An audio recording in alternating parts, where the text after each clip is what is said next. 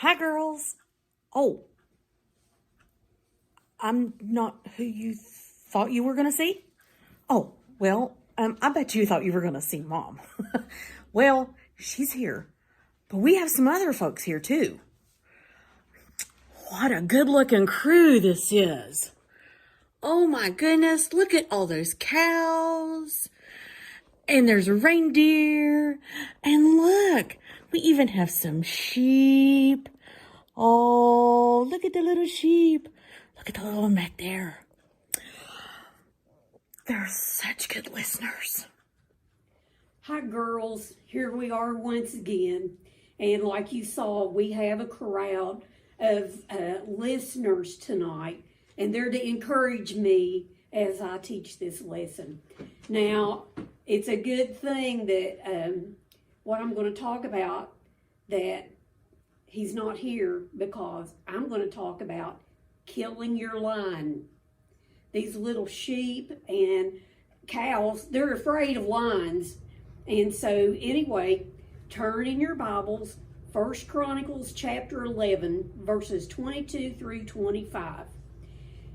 And it says, Benaiah, the son of Jehoiada, the son of valiant man of Kabzeel, who had done many acts, he slew 2 lion-like men of Moab. Also he went down and slew a lion in a pit in a snowy day. And he slew an Egyptian, a man of great stature, 5 cubits high. And in the Egyptian's hand was a spear like weaver's beam. And he went down to him with a staff, and plucked the spear out of the Egyptian's hand, and slew him with his own spear. These things did Benaiah, the son of Jehoiada, and had the name among the 3 mighties. Behold, he was honorable among the 30, but attained not to the first 3. And David set him over his guard. Now, those are really interesting verses. Have you ever read about this man, Benaiah? Probably most of you have not. But if you've read it, you read across it and didn't stop to meditate on what it had to say. But it is jam-packed full of good stuff. Now, the activity that's described there happens during the days of David the king. There are 2 groups of men mentioned in these verses, verse 25, the 30 and the 3. Now, the 3 men were the leaders of the armed forces of Israel. You could perhaps call them David's Secret Service directors. Now, the 30 were the commanders of various divisions within the military. It's of this group of men that Benaiah, the son of Jehoiada, became prominent. In fact, Benaiah became the captain of David's bodyguard. He was the king's personal protector. Now, we find out that he was put in that position because of the honorable deeds that he did. And in these verses, we find out, first, he slew 2 lion-like men of Moab. He killed a lion on a snowy day. And 3, he slew a 9-foot Egyptian giant. Now, let's look at these feats of valor, if that's what you want to call them. Firstly, he slew 2 lion-like men of Moab. The word that is translated lion-like from the Hebrew is the word Ariel, from the root words Ari and El. Ari has no literal translation, but it's similar to the word that they use for lion. We know El, E-L, means God. So it could mean the lion of God as far as them being heroic, lifelike men, or lion-like men. Whether it was 2 individual men or troops of heroic men, Benaiah slew them. It was such an event that he became widely recognized as a great and mighty man. Now, secondly, he went down and he killed a lion in a pit on a snowy day. Now, a lion is a ferocious adversary, and Benaiah met him in a difficult place, and yet he killed that lion. Now, we're just hold on there. We're going to return to that thought. Thirdly, he killed an Egyptian giant. Now, this giant is says that he was how tall? It says that he was 5 cubits high. That's actually the same size that Goliath was, and that's 9 feet tall. He had a tremendous large spear, just like Goliath did, and it was big like a weaver's beam, which means it's like 6 or 7 inches thick. We could compare that to like a flagpole or even a small telephone pole. Using only a staff, somehow Ben-Ai knocked the spear out of that giant's hand, seized it, and he killed him with his own spear. It won him a Medal of Honor, I would say. Now, that's a really great story, but how in the world does that apply to us today? We don't chase lions, and we definitely have enough sense that if we came across one, we wouldn't chase him into a pit and then get in there with him. But Romans 15:4 says, "For whatsoever things were written aforetime were written for our learning, that we through patience and comfort of the scriptures might have hope." It's not merely a story for our entertainment, but it has meaning and purpose for us today. Each time Ben-Ai slew someone, that someone happened to be his enemy. Now, the first enemy that he came up against was those 2 lion-like men from Moab. Now, do you remember anything about Moab? Moab was one of Lot's sons, and he was born of incest from his older daughter. There was another daughter that he had that bore him a son of incest named Ammon. Now, Moab became, they named a part of the country about him, and Moab also the same way. Ammon still is noted. It's the capital city of the country of Jordan, which is east of Israel. So even though they were born under bad circumstances, they're still known far and wide that these sons or descendants of Moab, they represent a fleshly desire. The children of Israel were related to him, but they were repulsed by these men. You know, we have an enemy within us that's called the flesh. It's a part of us. It lives in the back room of the house of our life, like a poor relative or somebody that's a relative that we really don't want people to know that they are a relative. We're ashamed of it, but we can't get rid of it. Moab is a picture of the flesh through Scripture. Now, let's jump down to the Egyptian. Egypt was a leading nation in the world at that time, and it was looked to as a source of worldly power with vast armies and accumulated wealth. If you ever watch any of the documentaries about Egypt and King Tut and Ramses and all those, you will find that even in death they were covered in gold, and they were embalmed with the costliest of spices. So wealth was very desired by everybody that lived in Egypt. And it's interesting to remember that as Jesus was tempted by Satan in the wilderness, he was taken up on a pinnacle of the temple and shown the nations of the world with all their power and their glory. And Satan said, if you'll just bow down and worship me, I'll give you all of this. I'll give you the nations. I'll give you all the power and all the glory. But you know as well as I do, he already had it. And so, you know, the children of Israel, when they got out there in the Sinai wilderness, was where the way God directed them to go. You know, it wasn't long until they were crying and whining about wanting to go back to Egypt. They were in the wilderness and they were starving for the things that they had left. During the good times, when Joseph was second in command, you remember they had a famine in the land of Canaan. And so Jacob sent his sons to Egypt, but little did they know that Joseph, the one that they sold to a caravan, was actually second in command to the Pharaoh. And he had been led by God to stockpile grains, and so they would have plenty of food during a famine. Now, we can identify with that right now. How many of you all have gone to the grocery store and seen the grocery shelves empty? Who would think there would be a run on jars of pickles? That just wiped me out. No garbage bags. The mac and cheese is all gone. You're lucky if you can find eggs. The biscuits have been out of business. The canned biscuits, you can't find one, haven't found any for weeks. Beef, you're lucky if you can find beef or any kind of meat. Even frozen chicken, they're picked over. The only thing that's left is off-brand.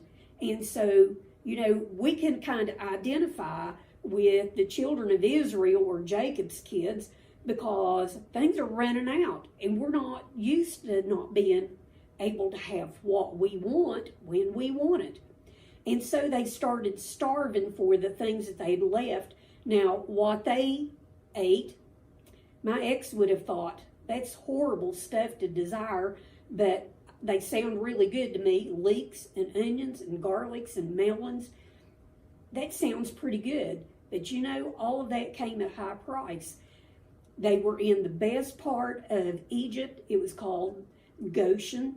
And the word Goshen itself means cultivated. So that was a very profitable kind of land where they were. And they could grow all kind of crops.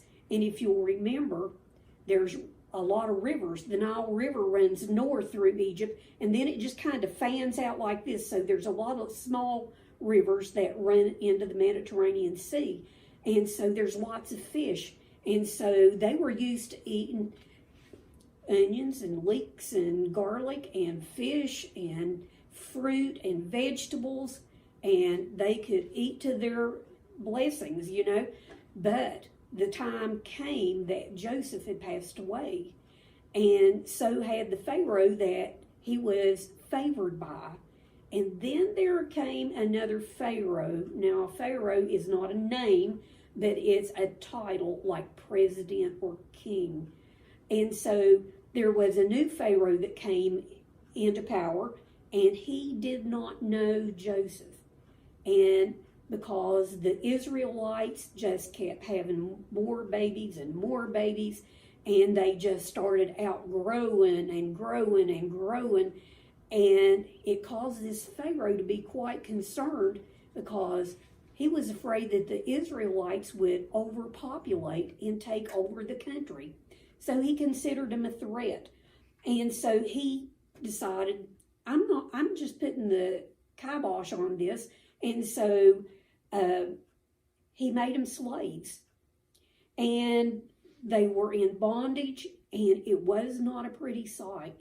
Egypt was nothing but pain and tears and heartaches at that point. You remember they had to make bricks, and at first they provided the straw that went with the clay that they mixed up and made into bricks, and they were sun-dried. Then, as a punishment, they said, okay, now you have to gather your own straw, but you have to keep your quota up.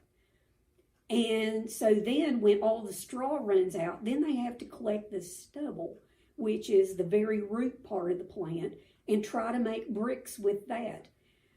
And what had been a blessing to be there was now a curse to Israel. But Egypt is a picture of the old world and its ways, its philosophies, its pursuits of prestige, power, pride, and status. And yet it turned into bondage for them. But yet they forgot the bondage, and they just kept remembering the good things. We have selective recall too. The bad things in our life, we want to push them to the back of our memory and don't ever want to pull them up again. But those things are there for a reason, and we need to learn from them. Everybody likes to remember Grandma and what a good person she was, and she was a good cook, and she liked to laugh and everything.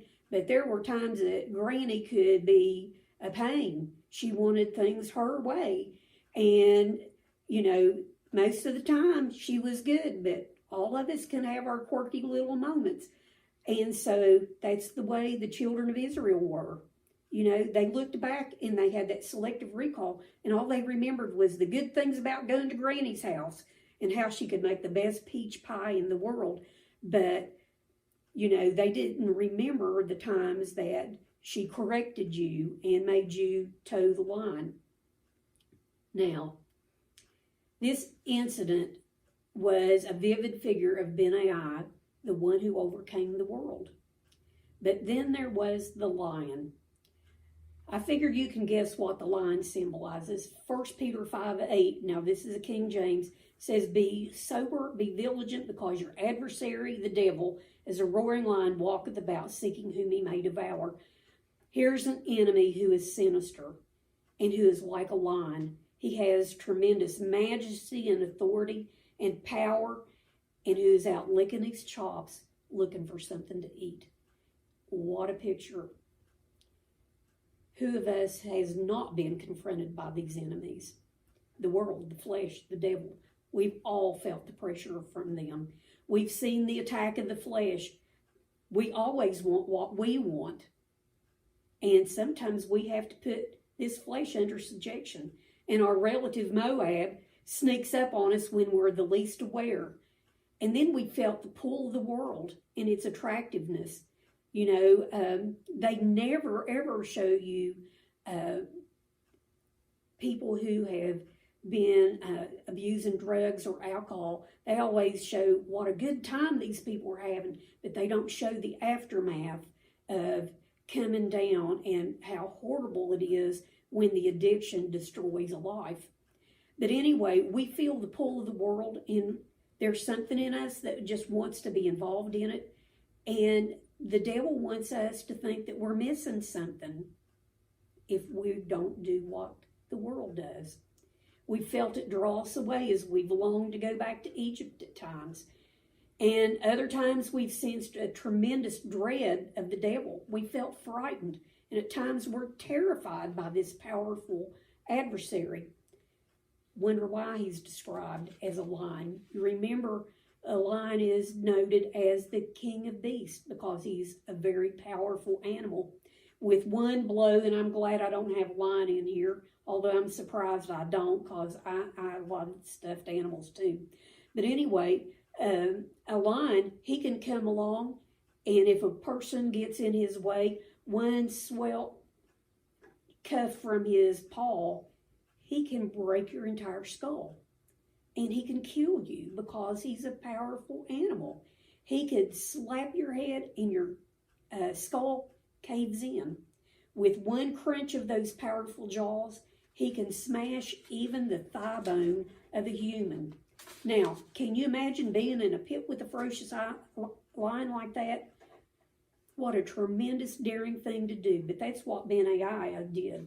Now, if you use the New Living Translation, it says, on a snowy day, he chased a lion down into a pit and killed it. Now, the King James said that he ended up in the pit, but the New Living Translation says he chased that lion into the pit, that he jumps in there to kill him. Sad to say, each of us have a lion in our lives. For Ben-Ai, this lion was the worst possible enemy he could meet. But you know what? We face those ferocious foes on a daily basis. If I'd ask you what your lion is, I'm sure something automatic would come to your mind. Now, pretend you're in Sunday school class, but if you'd ask the person next to you, he'd probably have a totally different lion than what you do. Lions can be physical disease or affliction, a heart attack, brain surgery, cancer. How many people have we, Jason and Jay, fighting cancer? And you had Tom who fought cancer, and Cindy and my little Wart, all fighting cancer. It could be any physical affliction. Some are fighting a terrible, crushing disappointment. Someone that they loved has been taken from them and you're left alone. Maybe it's the fear of being financially ruined. Whatever it may be, the lion is our worst possible foe. Now, Ben-Ai met this lion, and he met him in a terrible place, a pit. There's no place that you can run to in a pit to get away from a lion. Once you get down in that hole in the ground, there is no way to get away from him. That is dedication. If you're going to kill that lion and you jump into that pit, there's no backing out, because that lion's going to get you if you try to climb out. Now, notice too that he met this lion on a snowy day. Now think about what happens when you have snow. We've been fortunate this year, and we've not had a lot of snow. Very little, not even enough to cover your driveway. We did have some on the grass and stuff, but nothing to even cover a driveway. But remember back like in 2014 or 13, something like that, we had a winter where it snowed just about every day. There was always snow on the ground, and that snow makes your footing treacherous and slippery. Snow will blind your eyes. The brightness of the sun on snow can temporarily destroy your vision. The worst foe in the worst place under the worst possible circumstances. What we want to know is, how did he do it? How did he kill that lion? How did he win that battle over the lion? Well, you know what? That passage doesn't tell us outright, but there are some clues if you search for them. Ben-Ai could kill the lion because he was a man of valor. It wasn't just because of the deeds that he did that made him that way. He was already a man of valor. All he had to do was prove it. These deeds simply made it clear to everybody else what kind of man he was. You know, in the Old Testament days, if you wanted to know what a person was like, you'd look at his name. And sometimes they weren't named until they could size up the child in his turn. Now, I think the saddest name that ever hung on a child was Ichabod. And when you read about him and the circumstances there, that was when God departed from the children of Israel. And that's what the word Ichabod means. The glory has departed. And so what would it be like every time you heard your mom call you for supper? It'd be, the glory's departed. Come here, glory has departed. You know, it'd be horrible. But anyway, let's learn something from the name Ben-Ai, the son of Jehoiada. What does that mean? Jehoiada means God knows. And Ben-Ai means God builds. Jehoiada, God knows. Ben-Ai, God builds. Ben-Ai rested in the fact that God knows and God builds. God knows where you are. He chose that place for you. He knows exactly what's going on with you. He knows everything about you.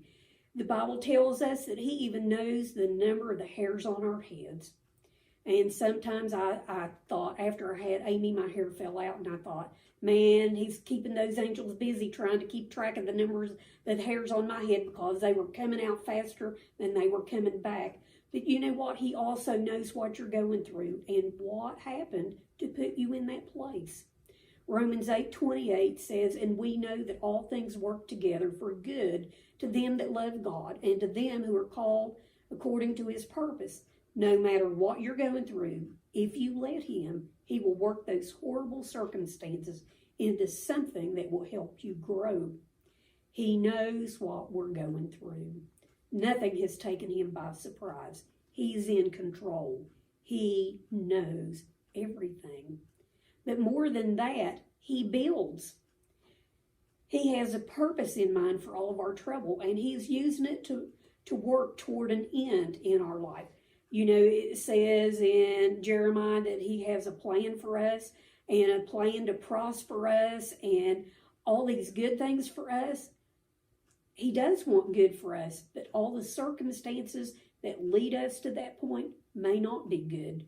We're going to go through heartaches and pressures and problems and tribulations, but we need to stay faithful and keep our hand in his hand, and we'll emerge softened, chastened, mellowed, more loving, warmer, and more compassionate. God is building, and that's the whole point. This is the secret of survival. God knows, and God builds. In time of trouble, say, first, He brought me here. It is by His will that I'm in this straight place. Straight here means constricted, like a straitjacket. It's tight. He has put me in this straight place. In that I will rest. Next, He will keep me here in His love and give me grace in this trial to behave as His child. Then say, He will make the trial a blessing, teaching me lessons He intends me to learn, and working in me the grace He means to bestow. And lastly say, in His good time, He can bring me out again. How and when, He knows.